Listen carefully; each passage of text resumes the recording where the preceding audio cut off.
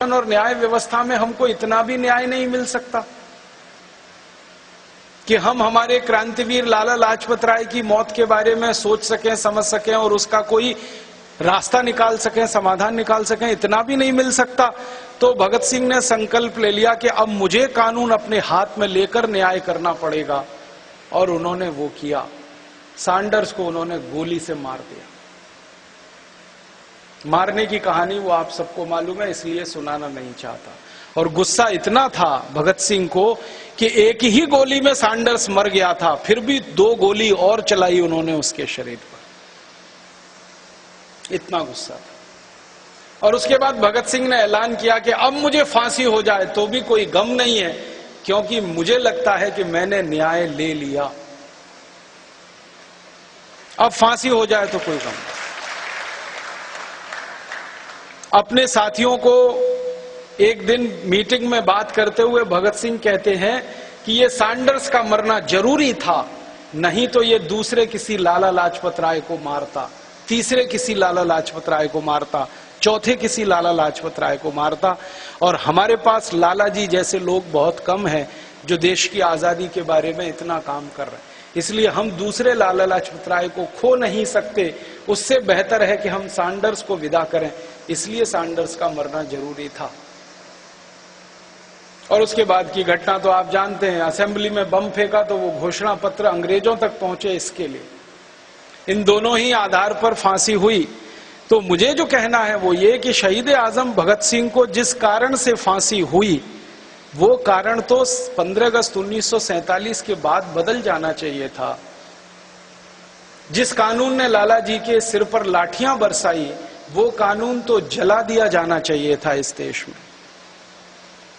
Sanders जैसे अधिकारियों को जो राइट टू ऑफेंस दिया गया, आजादी के बाद किसी पुलिस अधिकारी को ये राइट टू ऑफेंस कैसे दिया जा सकता है जो अंग्रेजों ने कभी दिया अपने अधिकारियों का, इस पर बहस होनी चाहिए थी लोकसभा में। लेकिन दुख और दुर्भाग्य इस देश का यह है कि जिस इंडियन पुलिस एक्ट के आधार पर सैंडर्स ने लाला जी को लाठियां मार मार के शहीद कर दिया, वो इंडियन पुलिस एक्ट आज भी इस देश में चल रहा है और उसमें कोई कॉमा फुल स्टॉप का बदलाव नहीं हुआ है। इसलिए हम कहते हैं भारत स्वाभिमान की तरफ से कि आजादी अधूरी है, स्वतंत्रता आई नहीं है। बस अंतर इतना ही हो गया है कि पहले गोरे अंग्रेजों की पुलिस लाठी चार्ज किया करती थी, अब काले अंग्रेजों की पुलिस लाठी चार्ज करती है। होता है कि नहीं इस देश में? आप अपनी कोई संवैधानिक मांगों को मानने के लिए, मनवाने के लिए, आप अपने मूल अधिकारों की रक्षा करने के लिए जब भी सरकार के सामने जाते हैं, पुलिस बर्बरता से लाठियों से पीटती है, मारती है, सिर फोड़ देती है, टांगें तोड़ देती है। ये आज भी होता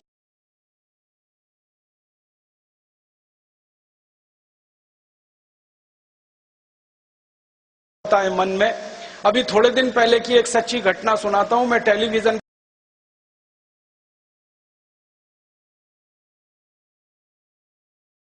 बनाया है जिसका नाम है नेशनल ब्लाइंड्स एसोसिएशन, राष्ट्रीय अंध लोगों का संगठन जो आंखों से देख नहीं सकते। उन अंधे लोगों के संगठन की तरफ से दिल्ली के जंतर मंतर पर एक कार्यक्रम आयोजित किया गया था। कार्यक्रम कुछ नहीं था, अंधों ने सरकार के सामने अपनी मांग रखनी थी और उनकी मांग बिल्कुल वाजिब थी और उनकी मांग साधारण सी थी, कोई बहुत बड़ी मांग भी नहीं थी कि हर एक अंधे के साथ एक ऐसे व्यक्ति को यात्रा करने का मुफ्त अधिकार दिया जाए जो उसको सड़क दिखाता है, पार कराता है। साधारण सी मांग थी, कोई बड़ी मांग नहीं थी। इस पर जंतर मंतर पर अंधे लोग इकट्ठे हुए और उन्होंने कोई सरकार के सामने ज्ञापन रखने की बात सोची।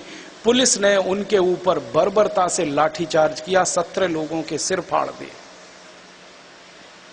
सिर फट गए 17 लोग।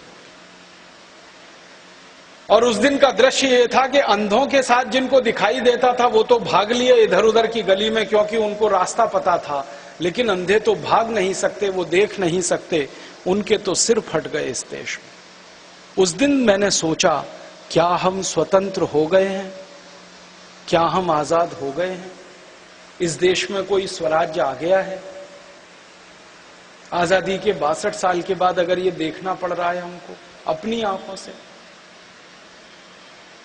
एक दूसरी घटना सुनाता हूं। हमारे देश में विकलांग लोगों का एक संगठन है, जैसे अंधों का है वैसे विकलांगों का, जिनको कभी पोलियो हो गया, जिनके पांव खराब हो गए, पांव सूख गए, वो चल नहीं सकते, वो साइकिल रिक्शा से चलते। तो विकलांग लोगों का एक एसोसिएशन, उन्होंने कोई एक कार्यक्रम करने का तय किया और उस कार्यक्रम में एक उन्होंने रैली निकाली। उस रैली के ऊपर पुलिस का लाठीचार्ज हुआ और विकलांग जो भाग नहीं सकते, बच नहीं सकते, उनके सिर फूटे उसमें। एक तीसरी घटना सुनाता हूं आपको। हिंदुस्तान में राजस्थान एक नाम का राज्य है। उस राजस्थान राज्य के कुछ किसानों ने एक संकल्प लिया कि हमारे गांव को पीने का पानी मिलना चाहिए, हमारे खेत को पीने का पानी मिलना चाहिए, इसके लिए कोई बड़ा कार्यक्रम हो। क्योंकि राजस्थान सरकार ने अभी थोड़े दिन पहले एक फैसला लिया था कि गांव-गांव में शराब की दुकानें तो खोली जाएंगी, पीने का पानी मिले या ना मिले। और बहुत दुख और अफसोस है कि ये फैसला जिन्होंने किया था वो वसुंधरा राजे सिंधिया की सरकार थी राजस्थान। उनका फैसला था कि गांव-गांव में शराब की दुकानें खुलें, लोगों को शराब मिले पीने को, पिलाने को, शराब में डुबो दो पूरे राजस्थान को। ये एक ऐसी पार्टी की सरकार का फैसला था जो भारतीयता की बात करते हैं, राष्ट्रभक्ति की बात करते हैं, देशभक्ति की बात करते हैं, संस्कृति की बात करते हैं, सभ्यता की बात करते हैं।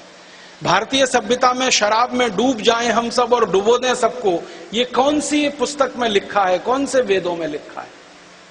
सरकार का फैसला था, किसानों ने विरोध किया।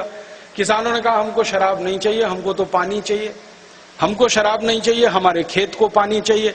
उसके लिए उन्होंने कोई रैली निकाली, तो पुलिस ने उस रैली के ऊपर गोलियां चलाई और 20 किसानों की मृत्यु हो गई उसी क्षण।